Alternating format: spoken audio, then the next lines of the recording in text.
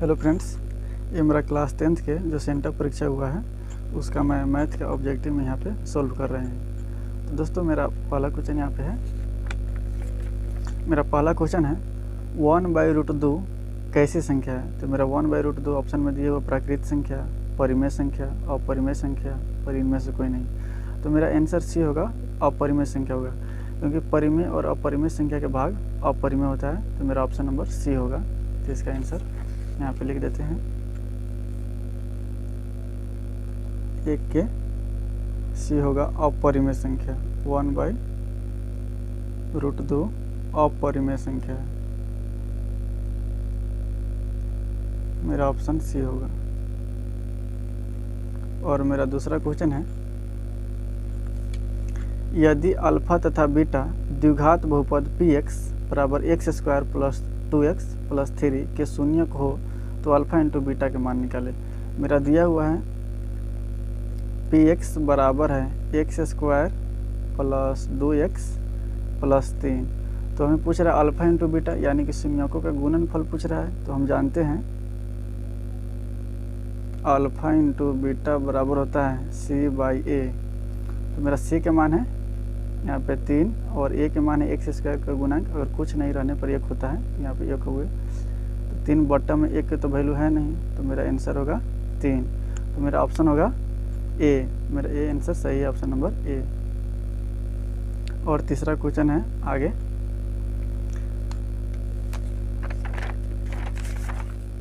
तीसरा number question है, बहुपद 4x² + 5√2x - 3 के शून्यक निम्न में से कौन है। मेरा ऑप्शन ए, बी, सी और डी दिया हुआ है। चलिए हम सवाल को हल करते हैं। यहाँ पे लिख लेते हैं बहुपद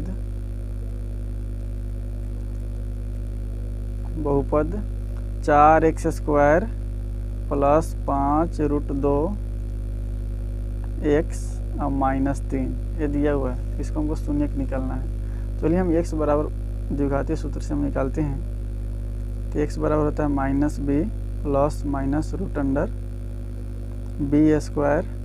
- 4ac/2a। तो मेरा माइनस, अब b के मान है 5√2 प्लस माइनस b²। तो b के मान है 5√2 - 4 और a के मान है 4 और c के मान है -3/2a। 2 और a के मान है 4 हो गया। तो यहाँ पे होगा -5√2 प्लस माइनस √2 के स्क्वायर 2 और 5 के स्क्वायर 25। तो 25 दूना 50 माइनस प्लस माइनस माइनस यहाँ प्लस होगा। 4 चौका 16, 16 तिया 48, यहाँ पे 48 होगा बटे 4 दूना 8। यहाँ पे होगा -5 प्लस -5√2 प्लस माइनस, इसको जोड़ेंगे तो मेरा होगा 98/8।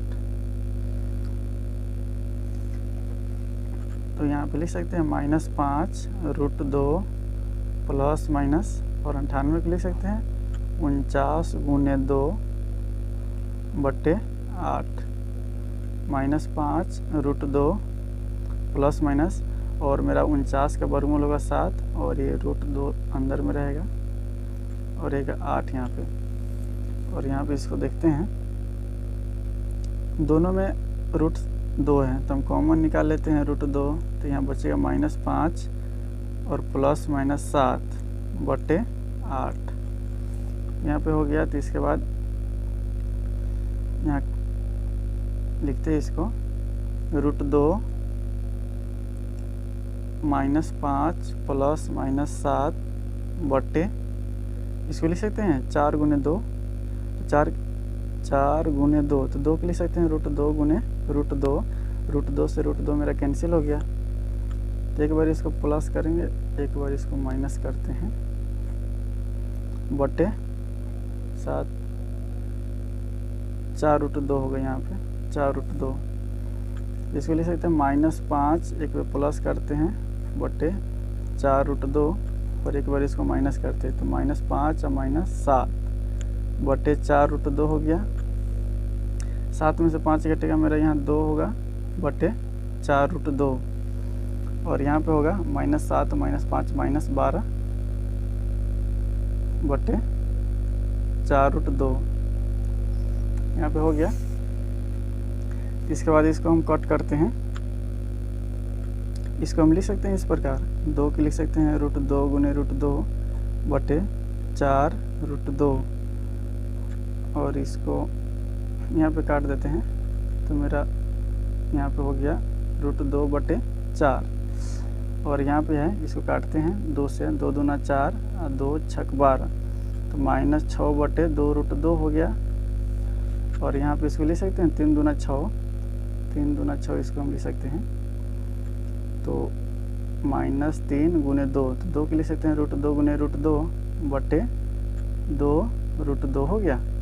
तो रूट से मेरा √2 कैंसिल हो गया तो मेरा हो गया √2 बटे 4 और यहाँ पे हो जाएगा -3 √2 बटे 2। यही मेरा x का 2 वैल्यू आ गया तो मेरा हो जाएगा √2 बटे 4 -3 √2 बटे 2। तो ये मेरा आंसर है। तो हम ऑप्शन मिलाते हैं कौन मेरा होगा। तो मेरा ऑप्शन यहाँ बन रहा है ऑप्शन नंबर सी, ये मेरा सही है। -3 √2 बटे 2 -3 √2 बटे 2 √2 बटे 4 √2 बटे 4। तो मेरा ऑप्शन नंबर सी मेरा बन रहा है यहाँ पे। इस प्रकार से आप लोग इसको हल कीजिएगा। और मेरा अगला क्वेश्चन है चौथा नंबर। मेरा चौथा नंबर क्वेश्चन स्टार्ट होता है, यदि दो संख्याओं का गुणनफल 15,870 है एवं उनका मौसा 23 है तो उनका लौसक क्या होगा। यानी कि लौसा हमको पूछ रहा है एलसीएम हमको निकालना है। तो हम जानते हैं पहली संख्या गुने दूसरी संख्या लिखते हैं।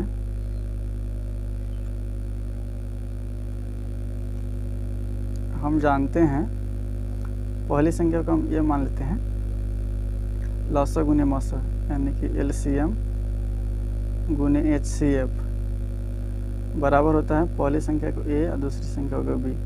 यानी कि पहली संख्या गुने दूसरी संख्या बराबर होता है एलसीएम गुने एचसीएफ। तो मेरा दो संख्या का गुणनफल कितना दिया हुआ है 15,870। तो यहाँ लिखते हैं 15,870 और एलसीएम निकालना है, एलसीएम और एचसीएफ कितना दिया हुआ है 23। यहाँ पे मेरा दिया हुआ है एचसीएफ मौसा 23। चलिए तो एलसीएम निकालना है। तो एलसीएम बराबर लिखते हैं 15,870 और 23 गुना में इधर है तो भाग में, तो 23 के काटिए इसको 23 से काटते हैं। 23 छक 138 और 138 तो 158 में से 138 घटेगा तो हो जाएगा 12 8 20 और 20 पर 7 यानी कि 207। तो 23 नमा 2 से 7 और एक जीरो यहाँ पे होगा, यानी कि एलसीएम हो गया 6 से 90। मेरा आंसर है 6 से 90। तो मेरा आंसर होगा ऑप्शन नंबर ए 4 के। और 5वां नंबर क्वेश्चन है मेरा। 5वां नंबर में है, यदि a बराबर 2 के पावर 2, मतलब इतना हम लिखते हैं यहाँ पे a बराबर दिया हुआ है 2 के पावर 2 गुने 3 के पावर 3 गुने 5 के पावर 4 और b बराबर क्या दिया हुआ है, b बराबर है 2 के पावर 3 गुने 3 के पावर 2 गुने 5 ये दिया हुआ है। उनको मौसा कहता है, मौसा क्या होगा। तो मौसा पूछ रहा है। तो मौसा हम जानते हैं दोनों में जो कॉमन होता है और छोटा बोला तो वो मेरा मौसा होता है। तो यहाँ पे लिखते हैं जो दोनों में है 2 के पावर 2 और 2 के पावर 3 दोनों में है। तो छोटा वाला ए है तो लिखते हैं 2 के पावर 2 और 3 इसमें भी है। पावर देखते हैं तो पावर छोटी इसमें है तो लिखते हैं 3 के पावर 2। जिसका पावर कम रहेगा वही मेरा मौसा होता है। और 5 के पावर कुछ नहीं तो 1 और 5 के पावर 4 तो मेरा ए होगा 5। इसको गुना करते 2 के स्क्वायर 4 और 3 के स्क्वायर होगा 9 गुने 5। इसको गुना करते हैं 9 पचे 45, 45 में 4 से गुना करेंगे तो मेरा आंसर होगा 180। तो मेरा 180 मेरा आंसर है ऑप्शन नंबर बी में मौसा मेरा। आगे है मेरा 6ठा नंबर क्वेश्चन। 6ठा नंबर है, निम्नलिखित में से कौन बहुपद नहीं है। तो बहुपद का एक ट्रिक होता है, जो x बटा में रहता है वो मेरा बहुपद नहीं होता है, और x के घात माइनस में हो वो भी बहुपद नहीं है, या x रूट में रहता है वो भी बहुपद नहीं है। तो मेरा यहाँ पे आंसर होगा ऑप्शन नंबर सी, जो x यहाँ बटा में दिया हुआ है। तो मेरा बहुपद नहीं है, यहाँ पे लिखते हैं बहुपद नहीं है। तो मेरा बहुपद नहीं है ऑप्शन नंबर सी, 1/x-1, ये मेरा राइट आंसर होगा। और आगे है मेरा 7 नंबर क्वेश्चन। कहता समीकरण निकाय x + 2y - 8 बराबर 0। x - 2y - 8, x + 2y - 8 बराबर 0, ये पहला समीकरण है। दूसरा समीकरण है किताब में 2x + 4y बराबर है 16। बराबर को साइड हम इस साइड लाते हैं, तो 2x + 4y और -16 बराबर 0 हो गया। इसको समीकरण 2 मानते हैं। तो इसमें कहता है का हल है, अद्वितीय हल है, या अनंत हल है, या कोई हल नहीं, या इनमें से कोई नहीं। चलिए हम इसको बनाते हैं, कौन मेरा आंसर होगा। तो मेरा a1 a2 करते हैं। तो मेरा a1 x के गुणांक है कुछ नहीं तो 1, तो 1/2 बराबर b1 है 2, 2/4 बराबर इस c1 है -8/-16। यहाँ पे चलिए इसको काट करते हैं। तो 1/2 बराबर 2 × 2, 2 दूना 4, तो 1/2 बराबर माइनस से माइनस कट गया, 8 × 8, 8 दूना 16, यानी कि 1/2। यानी कि मेरा ये सारे के सारे बराबर है, मतलब a1/a2 बराबर है b1/b2 बराबर c1/c2 है। तो मेरा सारे के सारे बराबर होते हैं, तो मेरा अनेक हल होता है। तो मेरा इसका अनेक हल होगा, मेरा इसका आंसर होगा अनेक हल। अनेक हल मतलब यहाँ ऑप्शन नंबर बी है, मेरा यहाँ ऑप्शन बी बन रहा है, अनंत हल ऑप्शन बी होगा। यहाँ पे लिख देते हैं अनेक हल या अनंत हल, दोनों बात बराबर ही होता है। मेरा ऑप्शन नंबर बी आंसर सही है। और चलते हैं आगे 8 नंबर क्वेश्चन की।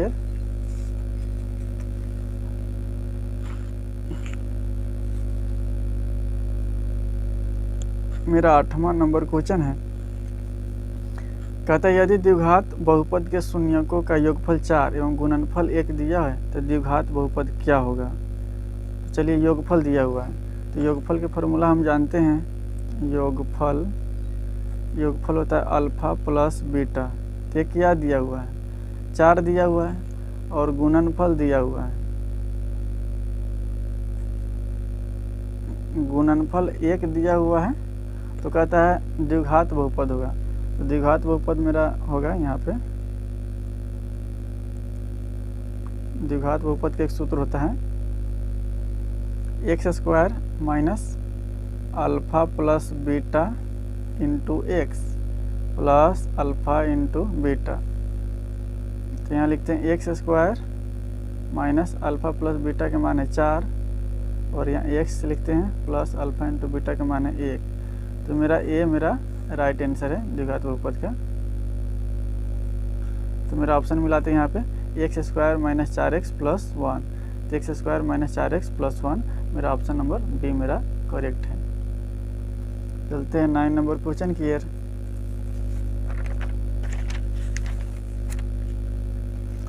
मेरा 9 नंबर क्वेश्चन है।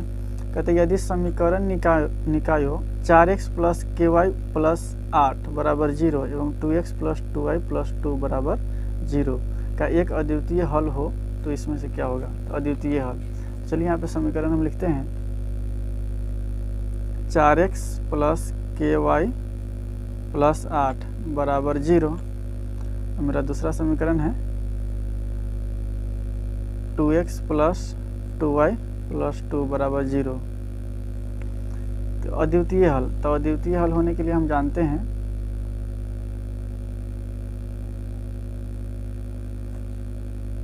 अद्वितीय हल होने के लिए होता है a1 a2 बराबर नहीं है b1 b2।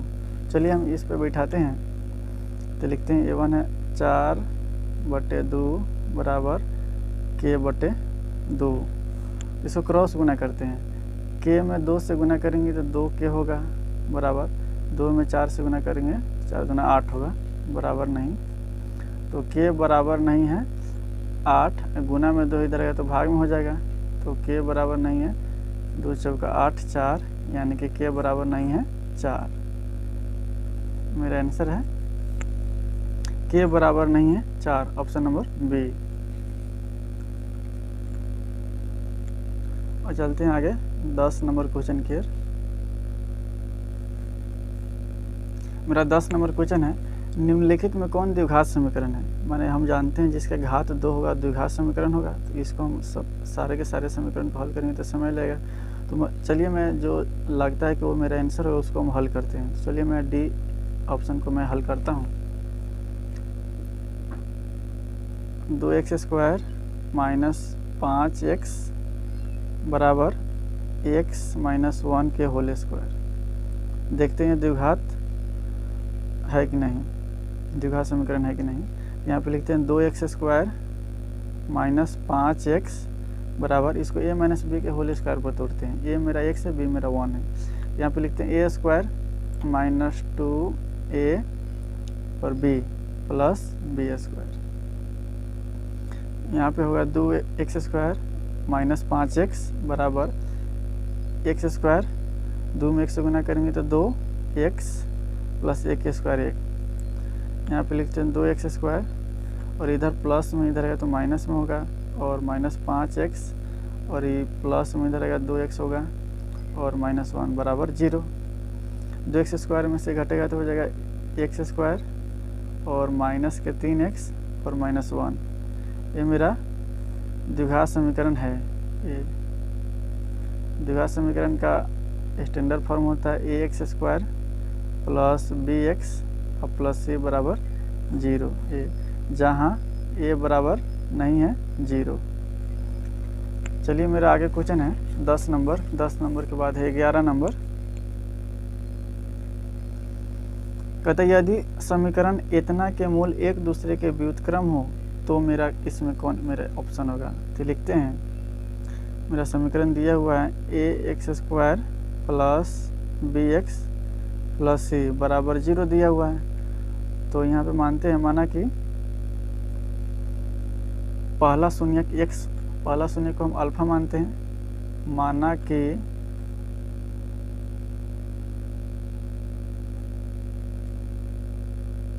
पहला शून्यक अल्फा, तो दूसरा इसका व्युत्क्रम है, एक दूसरे के व्युत्क्रम हो जाएगा 1/अल्फा। तो हम जानते हैं शून्यकों का गुणनफल होता है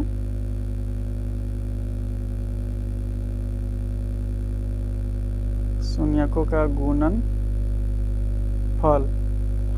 तो गुणनफल इसको शून्य को गुना करते हैं यहाँ पे, अल्फा गुने 1/अल्फा। तो शून्यकों का गुणनफल होता है c/a। तो मेरा अल्फा से अल्फा कट गया तो इधर बचेगा 1 बराबर c। तो c के मान मेरा c है और a के मान a है, तो मेरा यहाँ पे होगा c/a। तो क्रॉस गुना होगा तो मेरा a बराबर हो जाएगा c। ये मेरा सही ऑप्शन में होगा। तो मेरा ऑप्शन है a बराबर c या c बराबर a, दोनों बात बराबर है, तो ऑप्शन नंबर मेरा c होगा यहाँ पे। आगे मेरा 12 नंबर क्वेश्चन है। 12 नंबर में है द्विघात समीकरण इतना के मूलों का योग क्या होगा। द्विघात समीकरण इतना के मूलों का योग क्या होगा। तो योग पूछता है, तो यहाँ पे लिखते हैं समीकरण x² माइनस 6x प्लस 2 बराबर 0। तो मूलों का योग पूछता है, तो हम जानते हैं मूलों का योग, तो योग होता है क्या, अल्फा प्लस बीटा बराबर माइनस b/a। तो माइनस, अब b के मान कितना है -6, यहाँ लिखते हैं -6, और a के मान है x² का गुणांक होता है, तो कुछ नहीं तो 1 होगा। तो माइनस गुना माइनस प्लस 6/1, यानी कि 6 मेरा आंसर आ गया।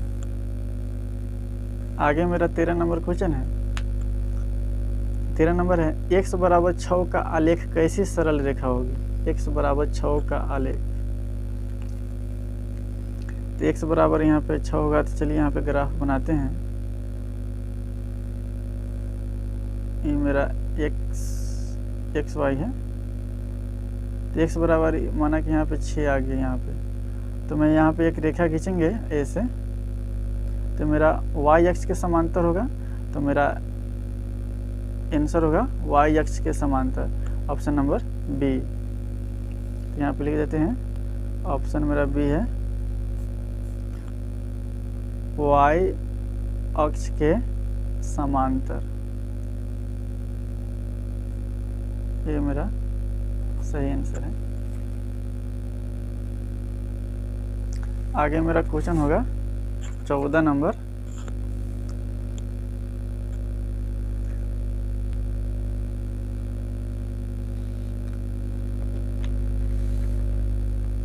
चौदह नंबर क्वेश्चन है, कहता है निम्नलिखित में कौन सा नियामक एक्स अक्ष पर एक बिंदु है, माने कौन सा नियामक एक्स अक्ष पर है जो एक बिंदु है।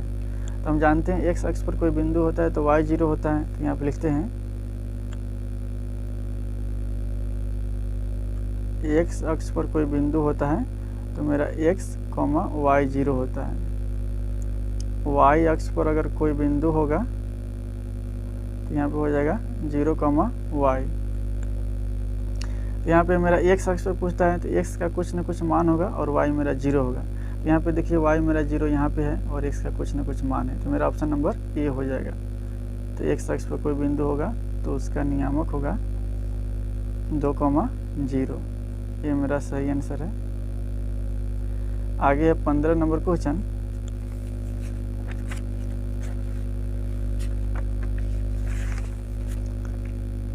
नंबर क्वेश्चन कहता है यदि किसी एपी का प्रथम पद ए सार्वंतर डी तो उस एपी का एनवा पद क्या होगा। तो इसका फॉर्मूला दे दिया हुआ है, इसलिए हम कहते हैं कि फॉर्मूला आप लोग याद कीजिए।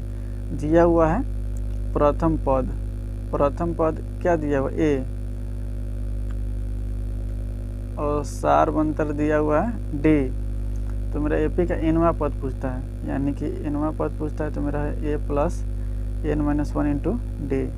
ये मेरा सूत्र ही दे दिया हुआ है एनवा पद, तो मेरा आंसर होगा ऑप्शन बी ए प्लस n-1 इंटू डी। आगे मेरा क्वेश्चन होगा 16 नंबर। 16 नंबर में समांतर श्रेणी एपी से है 10, 7, 4 का तीसरा पद क्या है। तो यहाँ पे देखिए क्रम घट रहा है, 10 से 7 हो रहा है, 7 से 4 हो रहा है, ऐसे घटेगा तो धीरे धीरे माइनस में जाएगा मेरा तीसरा पद। तो मेरा यहाँ पे देखिए माइनस में कौन मेरा आंसर है, तो माइनस सिर्फ यही है, तो मेरा ए आंसर होगा। तो मैं ऐसे शॉर्टकट में बता दिए हैं, चलिए इसको हम हल करते हैं। तो मेरा एपी क्या दिया हुआ है, एपी दिए हुए 10, 7, 4 ऐसे जाएगा। तो मेरा तीसरा पद पूछ रहा है, तीसरा पद, तो मेरा ए दिया हुआ है 10 और डी दिया हुआ है a2 - a1, तो हो जाएगा 7 में से 10 घटेगा -3, तो मेरा एन दिया हुआ है 30, तो मेरा तीसरा पद पूछता है। तो तीसरा पद का मेरा फॉर्मूला होता है, तीसरा पद के a प्लस 29d हम लगा देते हैं डायरेक्ट। ए के मान है 10 प्लस 29 और डी के मान कितना दिया हुआ -3, तो मेरा है 10 प्लस माइनस 29 दिया 87, तो घटेगा तो -77 मेरा आंसर है। तो मेरा ऑप्शन बी मेरा सही है। आगे मेरा क्वेश्चन है 17 नंबर, ये भी एपी से है। कहता है समांतर श्रेणी इतना में पदों की संख्या कितनी है, मतलब मेरा नंबर पूछ रहा है, माने नंबर की। चलिए हम एपी यहाँ पे लिखते हैं 7, 13, 19, 7, 13, 19 ऐसे जाएगा, बढ़ेगा आगे 205 तक। तो मेरा कहता है इसमें टोटल नंबर कितना वो हमको बताने के लिए। तो मेरा ए दिया हुआ है 7 और डी दिया हुआ है 13 में से 7 घटेगा 6, और मेरा लास्ट वाला अंतिम पद दिया हुआ है ए एन बराबर 205। तो मेरा एन खोज रहा है पदों की संख्या, तो हम जानते हैं ए एन कितना दिया हुआ है 205, तो ए एन बराबर होता है ए प्लस n-1 इंटू डी बराबर 205। तो ये मेरा कितना है 7 प्लस n-1 और डी का मान कितना है 6 बराबर 205, तो हो जाएगा 7, 6 में n से गुना करेंगे तो 6n और -6 बराबर 205। तो हो जाएगा 6n, 7 में से 6 घटेगा प्लस के 1 बराबर 205 हो गया, यहाँ पर ठीक होगा। और इसके बाद है 6n बराबर 205 और प्लस में इधर गया तो माइनस में 1 होगा, तो 6n बराबर हो जाएगा 204। तो मेरा n बराबर क्या हो जाएगा 204, और ये भाग में है तो इधर गुना में इधर गया तो भाग में 6 3 18 2 24, तो 6 चौका 24, यानी कि n बराबर 34, यानी कि पदों की संख्या इसमें 34 है। तो मेरा ऑप्शन बी होगा।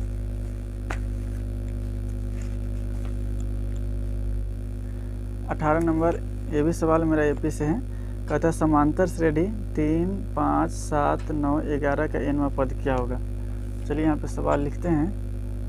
एपी 3, 5, 7, 9, 11 nवां पद पूछ रहा है। तो चलिए यहाँ पे लिखते हैं। मेरा प्रथम पद a दिया हुआ है 3 और d दिया हुआ है सार्वंतर a2 माइनस a1। तो मेरा a2 5 है, a1 3 है, तो घटेगा तो मेरा 2 हो गया d, और nवां पद यानी कि n मेरा a पूछ रहा है सवाल में। चलिए हम an निकालते हैं। n बराबर हो गया a plus n minus 1 into D. तो मेरा an ये तो निकालना है, और a के मान है 3 plus an minus 1 into D के मान है 2। यहाँ लिखते हैं an बराबर 3 प्लस n में 2 से गुना करेंगे 2n माइनस 2, तो n बराबर हो जाएगा, यहाँ लिखते हैं 2n, 3 में से 2 घटेगा प्लस के 1, यानी कि nवां पद होगा 2n प्लस 1। ये मेरा आंसर है 2n प्लस 1। तो 2n plus 1 option number A में हो रहा है मेरा, ये सही है।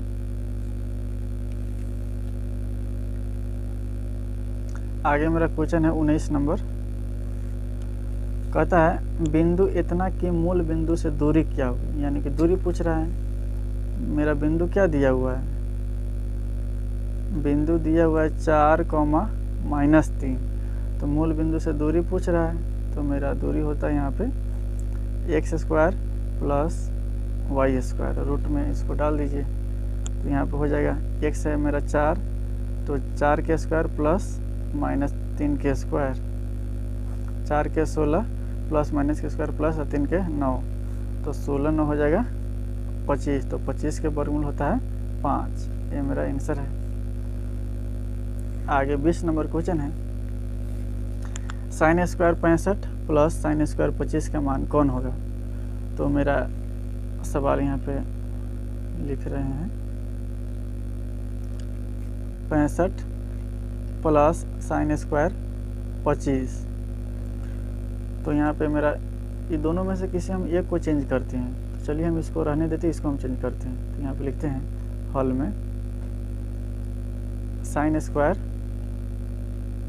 65 प्लस इसको रहने देते sin², और इसको लिख सकते हैं इसे 90 में से कितना घटेगा तो मेरा 25 हो जाएगा।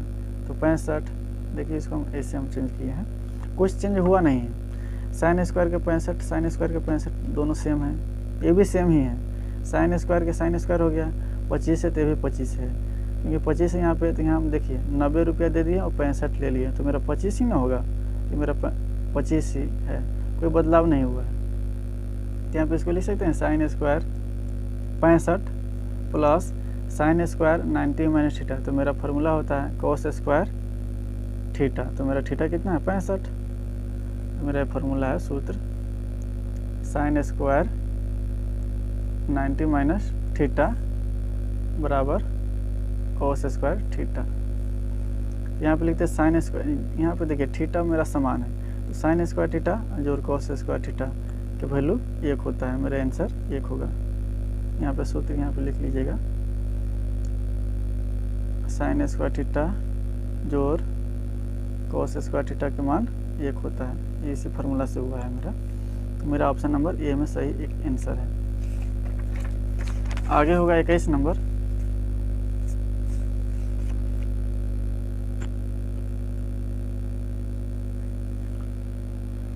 मेरा 21 नंबर क्वेश्चन है। कहता है बिंदु इतना एवं इतना को मिलाने वाले रेखाखंड के मध्य बिंदु के नियामक क्या है। तो मध्य बिंदु के नियामक पूछता है, तो हम जानते हैं मध्य बिंदु के नियामक होता है x1 जोड़ x2 बटे 2 y1 जोड़ y2 बटे 2। मध्य बिंदु के नियामक इसी से निकलेगा। तो मेरा x1 यहाँ 3 है और x2 -5 है। 3 जोड़ -5, 3 जोड़ -5 बटे 2 कॉमा ये है y1 0 जोड़ 4, यहाँ लिखते हैं 0 + 4 बटे 2। यहाँ पे देखिए 3 + -5 बटे 2, ये हो जाएगा 0 में 4 जोड़ेंगे तो 4 बटे 2। यहाँ पे देखिए 5 में से 3 कटेगा तो -2 बटे 2, एक कटेगा तो मेरा 2 होगा। यहाँ पे कटेगा 1 से तो -1, 2। तो मेरा यही है मध्य बिंदु के नियामक -1, 2। तो मेरा ऑप्शन नंबर बी सही है, -1, 2। आगे है 22 नंबर क्वेश्चन। कहता है बिंदु -3, 5 का भुज है। भुज पूछता है तो यहाँ लिख देते हैं बिंदु कितना दिया हुआ है -3, 5। तो यहाँ पे पहले वाला x होता है, दूसरा वाला y होता है। यहाँ पे x, y है, तो x को बोला जाता है भुज, इसको भुज बोला जाता है, और y को बोला जाता है कोटि। तो मेरा भुज पूछ रहा है, तो मेरा भुज यहाँ पे क्या हो जाएगा, भुज मेरा हो जाएगा -3। ये मेरा आंसर है। अगर कोटि पूछता तो कोटि हो जाता 5। आगे है 23 है द्वितीय चतुर्थांश में बिंदु के नियामक क्या होगा। तो मेरा दिया हुआ है, तो बिंदु के नियामक, तो चलिए यहाँ पे समझते हैं सबसे पहले ग्राफ को। ये है मेरा पहला चतुर्थांश, ये है दूसरा, और ये है तीसरा, और ये है चौथा। ये सारे दिया हुआ है। मेरा पहला होता है प्लस, और दूसरा होता है माइनस, तीसरा होता है माइनस, और दूसरा होता है माइनस, और यहाँ होता है इसका उल्टा प्लस। यहाँ पे देखिए प्लस है तो माइनस, इसका उल्टा ही है और इसका उल्टा ही है। तो यहाँ पे देखिए क्या करना है, इसको कैसे ध्यान में रखना है।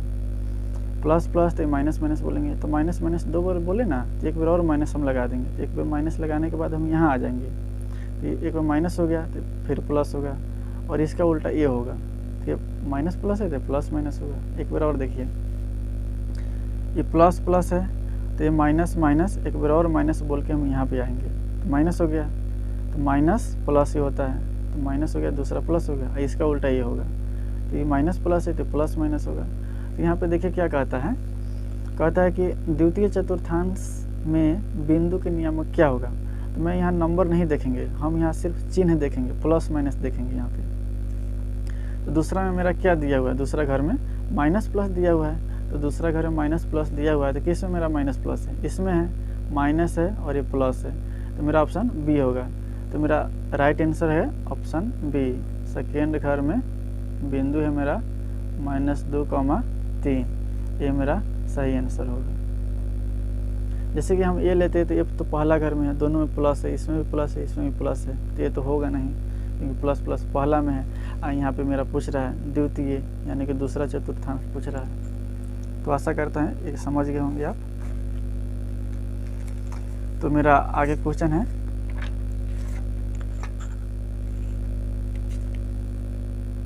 आगे क्वेश्चन है 24 नंबर क्वेश्चन है। 24 में कहता है किसी त्रिभुज के शीर्षों का नियामक इतना और इतना दिया हुआ है, तो उसके केंद्र का नियामक क्या होगा। तो हम जानते हैं केंद्र के नियामक बराबर होता है, फॉर्मूला है केंद्र के नियामक x1 जोड़ x2 जोड़ x3 बटे 3, y1 जोड़ y2 जोड़ y3 बटे 3। ये केंद्र के नियामक का सूत्र है। तो मैं यहाँ पे लिख लेते हैं, देखिए x1 है और ये x2 है और ये x3 है। तो -3 जोड़ 5 जोड़ -8, -3 जोड़ 5 जोड़ -8 बटे 3। यहाँ पे y1 है 0 -2 5, 0 -2 और 5 बटे 3 हो गया। और यहाँ पे इसको हल करते हैं तो -3 + 5 और प्लस माइनस -8/3 कॉमा ये हो जाएगा, घटेगा तो हो जाएगा 3/3। तो यहाँ पे हो जाएगा, ये दोनों माइनस में है, -8 और -3 -11। तो यहाँ लिखते हैं -11 + 5/3 और 3/3। तो इसको लिख सकते हैं 11 में से 5 घटेगा 6 -6/3 कॉमा घटेगा तो 1 होगा, 3 दूना 6 2 तो -2,1। यानी कि मध्य बिंदु के नियामक मेरा केंद्र के नियामक होगा -2,1। ये केंद्र के नियामक है -2,1। ऑप्शन नंबर मेरा बी सही है। आगे क्वेश्चन है 25 नंबर। कहता है त्रिभुज ABC एक समकोण त्रिभुज है जिसमें C दिया हुआ है 90 डिग्री और cos A + B के मान पूछ रहा है। तो समकोण त्रिभुज ABC यहाँ पे लिख लेते हैं, फोटो बना लेते हैं। ABC एक समकोण त्रिभुज जिसमें C 90 डिग्री दिया हुआ है, ये C है जो 90 डिग्री है।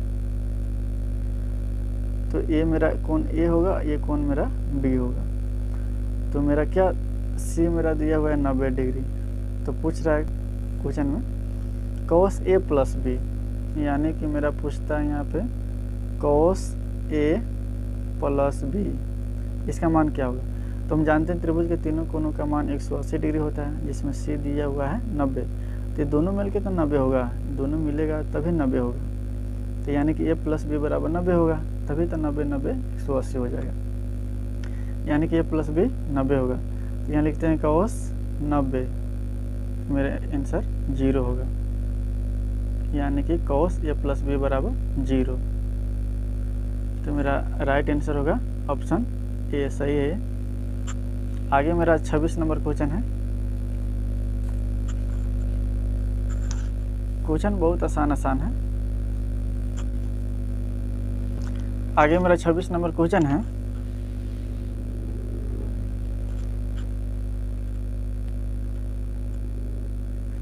आगे 26 नंबर क्वेश्चन है। कहता 28 सेंटीमीटर व्यास वाले वृत्त की परिधि क्या होगी। यानी कि मेरा व्यास दिया हुआ है, व्यास कितना दिया हुआ है 28 सेंटीमीटर। तो मेरा आर कितना हो जाएगा, व्यास क्या आधा होता है तो 28/2, यानी कि आर हो गया 14 सेंटीमीटर। तो हमें वृत्त की परिधि पूछता है, वृत्त की परिधि। तो हम जानते हैं वृत्त की परिधि क्या होता है, वृत्त की परिधि 2πr। तो 2 और पाई के मान लेते हैं 22/7 और आर कितना है 14। तो यहाँ 14 लिखते हैं, 7 दूना 14 हो गया, तो 2 दूनी 4 और 22 चौका 88, यानी कि परिधि हो गया 88 सेंटीमीटर। और मेरा आगे क्वेश्चन है 27 नंबर, मेरा 88, ऑप्शन बी सही है। मेरा आगे है 27 नंबर क्वेश्चन। 27 नंबर में है वृत्त की सबसे लंबी जीवा कहलाती है। तो वृत्त की सबसे लंबी जीवा व्यास है। यहाँ पे वृत्त है, तो ये सारे के सारे जीवा है, ये सारे के सारे जीवा है, तो ये सब व्यास से छोटी हैं। व्यास मेरा केंद्र से होकर गुजरता है, यहाँ केंद्र से होकर गुजरता है। तो वृत्त की सबसे लंबी जीवा व्यास कहलाती है। ये मेरा आंसर है, व्यास होगा। और 28 नंबर है। कहता है tan θ × cot θ का मान क्या होगा। यहाँ पे लिखते हैं क्वेश्चन को, tan θ × cot θ, इसका मान क्या होगा। तो हम जानते हैं tan θ, इसको लिख सकते हैं, tan को cot को लिख सकते हैं 1/tan θ। तो मेरा tan से tan कैंसिल हो गया, तो कुछ नहीं बचा, तो यहाँ पे 1 मेरा आंसर है और मेरा ऑप्शन बी सही है। आगे मेरा 29 नंबर क्वेश्चन है।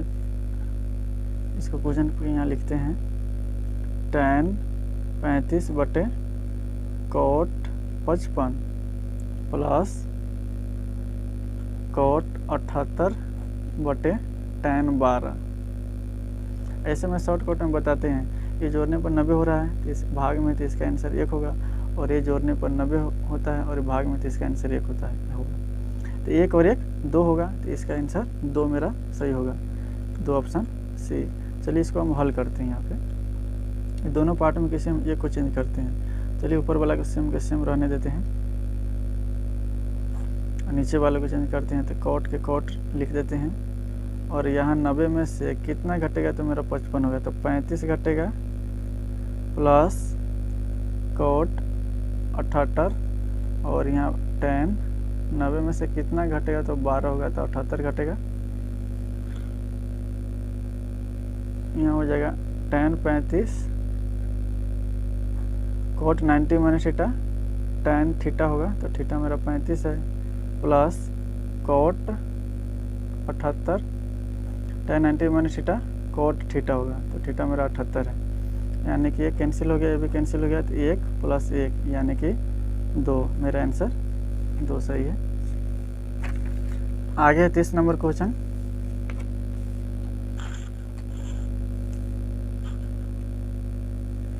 इस नंबर क्वेश्चन कहता है यदि साइन थीटा बराबर a बटे b तब कोस थीटा का मान क्या होगा।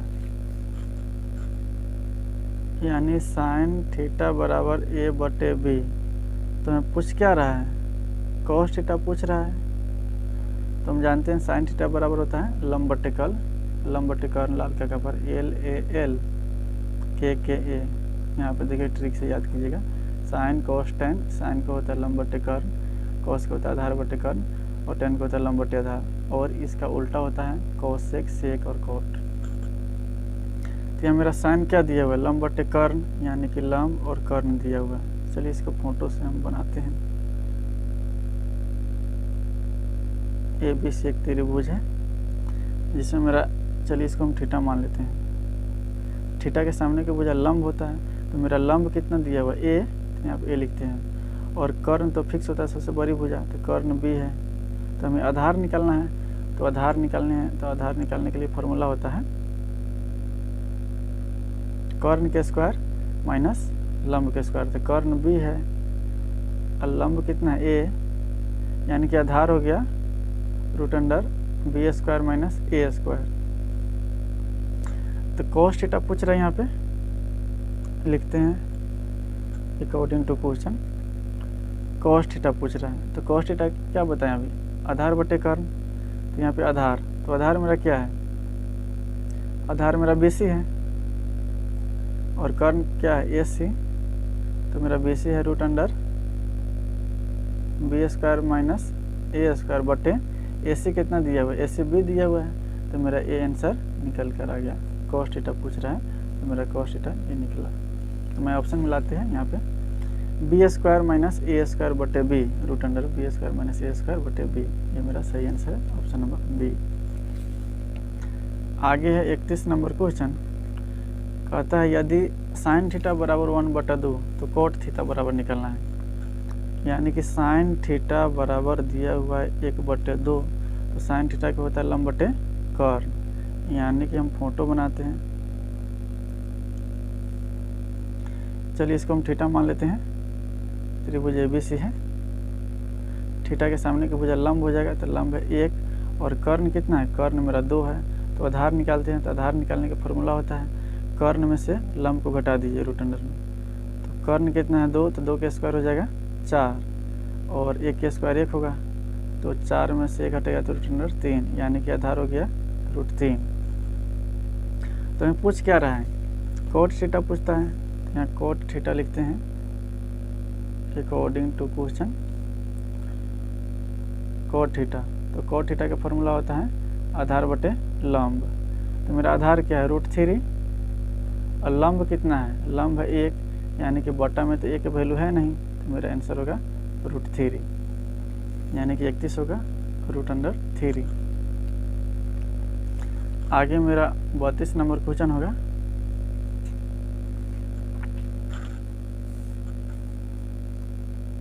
बत्तीस नंबर क्वेश्चन है रूट अंडर 3। यहाँ पे root 3 tan theta, root 3 tan 2 theta बराबर 3 है। रूट 3 tan 2 थीटा बराबर 3, तो इसको ऐसे ले सकते हैं tan 2 थीटा बराबर 3, गुना में इधर है तो भाग में, तो tan 2 थीटा बराबर इसको हम ले सकते हैं रूट 3 गुने रूट 3 बटे √3, ये से कैंसिल हो गया, तो tan 2 थीटा बराबर हो गया √3। तो हमें क्वेश्चन में कहता है थीटा का मान क्या होगा, तो थीटा का मान निकलना है, तो लिखते हैं tan 2 थीटा। तो tan √3 कितना का मान होता है, तो tan 60 का मान होता है, यानी कि थीटा से थीटा हम बराबर कर देंगे, तो 2 थीटा बराबर हो जाएगा 60, तो थीटा बराबर हो जाएगा 60, और ये 2 इधर गुना में, इधर है तो भाग में, 2 से कटेगा 30, यानी कि थीटा बराबर हो जाएगा 30 डिग्री। मेरा ऑप्शन होगा ऑप्शन नंबर बी। आगे होगा मेरा 33 नंबर सवाल। 33 नंबर सवाल में कहता है सेक 90 माइनस थीटा, तो ये तो फार्मूला है, सेक 90 माइनस थीटा होता है कोसेक थीटा। ये मेरा ऑप्शन नंबर बी बनेगा। यहाँ पे लिख देते हैं कोसेक थीटा।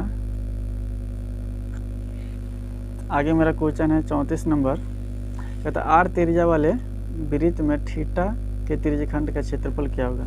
यानी कि त्रिज्या मेरा आर है, थीटा डिग्री है, तो हमें त्रिज्यखंड का क्षेत्रफल निकालना है। तो हम जानते हैं त्रिज्यखंड का क्षेत्रफल होता है थीटा बटे 360 पाई आर स्क्वायर। तो थीटा बटे 360 पाई, आर मेरा 12 आर दिया हुआ है कैपिटल, तो are square.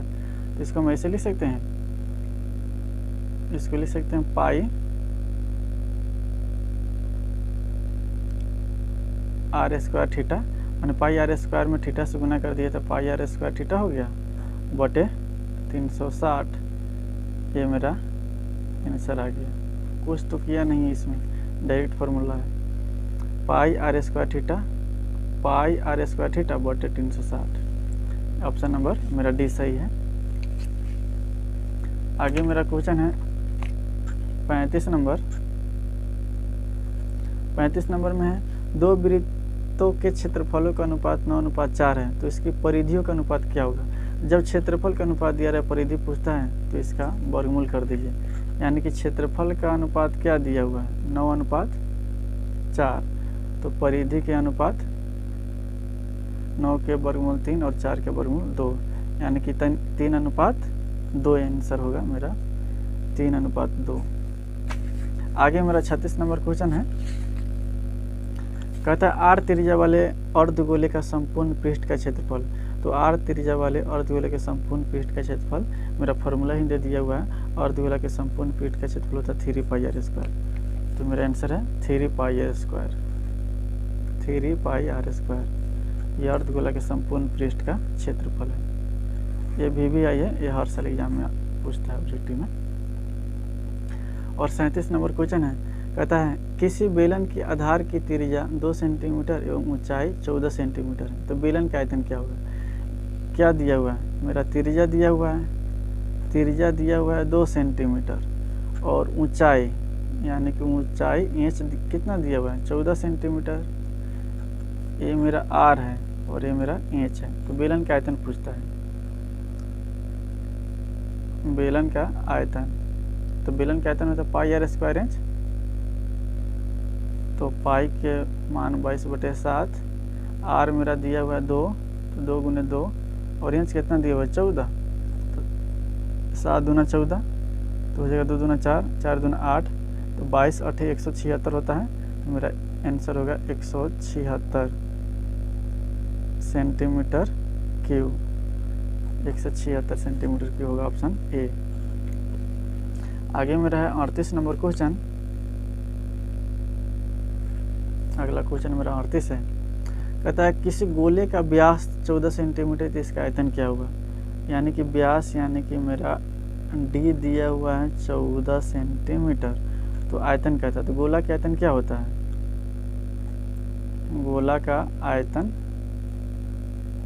4/3 pi are cube. तो यहाँ पे लिखते हैं 4/3, और पाई के मान 22/7, और आर क्यू, आर कितना है, डी मेरा 14 है, तो आर कितना हो जाएगा 14 के आधा हो जाएगा 7, यहाँ 7 गुने 7, 7 से 7 कैंसिल हो गया, तो गुना करेंगे 22 चौका 88, 7 7 49, यानी कि 88 में 49 से गुना करके 3 से भाग देंगे। तो चलिए यहाँ गुना करते हैं, 49 गुने 88, तो 8 9 72 के 2 हाथ में 7, 8 चौका 32 और 7 39, यहाँ 9, यहाँ 2, 9, 3, तो जगह 2, 9 2 11, 9 3 12, 1 13, तो जगह 4, यानी कि 43 12, 43 12, 43 12/3, तो मेरा ऑप्शन सी होगा 43 12/3 सेंटीमीटर क्यूब होगा। मेरा ऑप्शन सी आंसर होगा। आगे चलते हैं 39 नंबर क्वेश्चन। तो मेरा 39 नंबर क्वेश्चन है,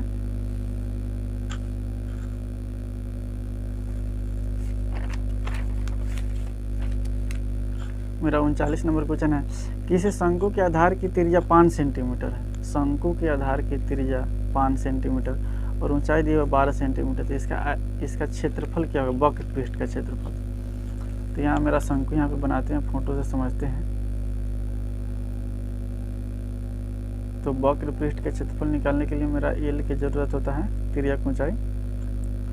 ये मेरा शंकु है जिसमें मेरा त्रिज्या कितना दिया हुआ है, 5 सेंटीमीटर आर दिया हुआ है, और एच कितना दिया हुआ है, एच दिया हुआ है 12 सेंटीमीटर। तो हमें एल निकालना है, यानी कि मेरा ये लंब दिया हुआ है और ये आधार दिया हुआ है। ऐसे तो समकोण त्रिभुज बन रहा है ना, ऐसे ये मेरा समकोण त्रिभुज है। तो ये मेरा आधार दिया हुआ है, लंब दिया हुआ है, तो कर्ण निकालना है, कर्ण यानी कि एल। तो हम एल बराबर सूत्र होगा 5 के स्क्वायर जोड़ 12 के स्क्वायर, लंब के स्क्वायर जोड़ आधार के स्क्वायर। तो 5 के हो जाएगा 25 और 12 के 144, तो हो जाएगा 169, जोड़ने पर तो 169 का वर्गमूल 13, यानी कि एल मेरा 13 हो गया। तो पूछता क्या है क्वेश्चन में, कहते हैं इसका वक्र पृष्ठ का क्षेत्रफल निकाले शंकु के। तो हम जानते हैं शंकु के वक्र पृष्ठ का क्षेत्रफल क्या होता है, शंकु के वक्र पृष्ठ का क्षेत्रफल होता है पाई आर एल, पाई आर एल होता है। तो पाई के पाई रहने देंगे, क्योंकि आंसर मेरा पाई में दिया हुआ है, तो पाई ही रहने देंगे।